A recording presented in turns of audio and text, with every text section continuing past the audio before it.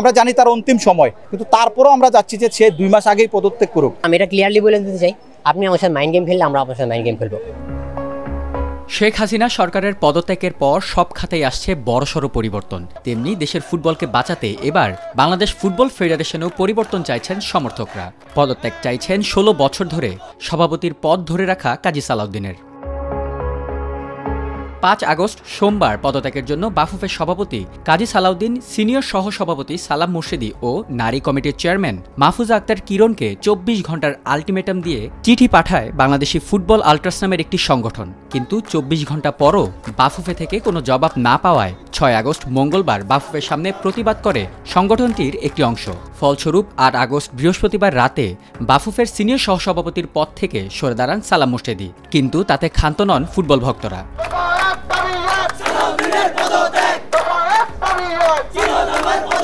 কাজী সালাউদ্দিন ও মাহফুজা আক্তার কিরণেরও পদত্যাগ চেয়ে 11 আগস্ট রোববার ফের বাফুফে ভবন ঘেরাও করে বাংলাদেশি ফুটবল আল্ট্রাসের সদস্যরা। তারা বলছেন এই আন্দোলনকে ভিন্ন রূপ দিতে চাইছেন বাফুফের সভাপতি, তাই ভিকটিম কার্ড প্লে করে ক্ষমতায় থাকতে চাইছেন দুর্নীতিগ্রস্ত সালাউদ্দিন।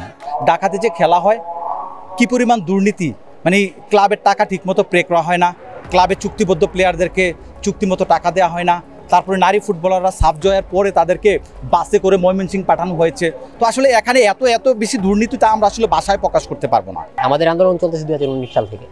2020 সালে বয়কট সালাউদ্দিন আন্দোলন, তারপর গণস্বাক্ষর অভিযান কর্মসূচি, তারপর মেয়ে ফুটবলারদেরকে বিদেশ না পাঠানোর কারণে বাফুফে ভবনে এই জায়গাটার মধ্যে বিখ্যাত ছাড়া চলে যাও।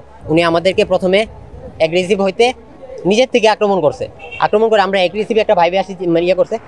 এটাকে কেন্দ্র করে উনি আবার আমাদের ঠিক কর্মসূচি দেওয়ার আগের দিন উনি এই জায়গায় কয়েকজনকে দাঁড় করায় মিডিয়া ডাইকায় না বলছে কালকে এই জায়গায় ভাঙচুর হবে।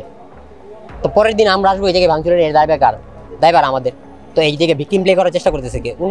উনি নিজেকে ভিকটিম হিসেবে সবার সামনে তুলে ধরে আমাদেরকে এই জায়গায় কার্পেট বানানোর চেষ্টা করতেছে। কিন্তু আমি এটা ক্লিয়ারলি বলে দিতে চাই, আপনি আমার সাথে মাইন্ড গেম খেললে আমরা আপনার সাথে মাইন্ড গেম খেলবো।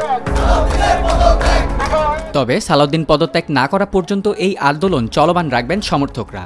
বাংলাদেশের ওপর ফিফার কোনো নিষেধাজ্ঞা যেন না পড়ে সে কথাও মাথায় রাখছেন তারা। ফিফার কিছু বাধ্যবাধকতা থাকার কারণে আমরা সরাসরি সালাউদ্দিনের পদত্যাগ চাচ্ছি না। আমরা জানি তার অন্তিম সময়, কিন্তু তারপরেও আমরা যাচ্ছি যে সে 2 মাস আগেই পদত্যাগ করুক, এবং স্বেচ্ছায় যদি পদত্যাগ করেন ফিফার বাধ্যবাধকতা কিন্তু এটা কোনো প্রবলেম হবে না।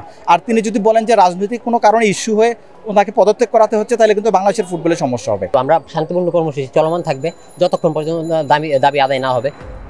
কর্মসূচি চলমান থাকবে। হয়তো আমরা কালকে আবার অবস্থান কর্মসূচি নিব, বা হয়তো এর থেকে আরো ভিন্নভাবে কর্মসূচি নিব। সালাউদ্দিনের অধীনে থাকা বর্তমান নির্বাহী কমিটির মেয়াদ শেষ হবে চলতি বছরের অক্টোবরে। ফিফার নিয়মে অক্টোবরেই অনুষ্ঠিত হবে বাফুফের পরবর্তী নির্বাহী কমিটির নির্বাচন।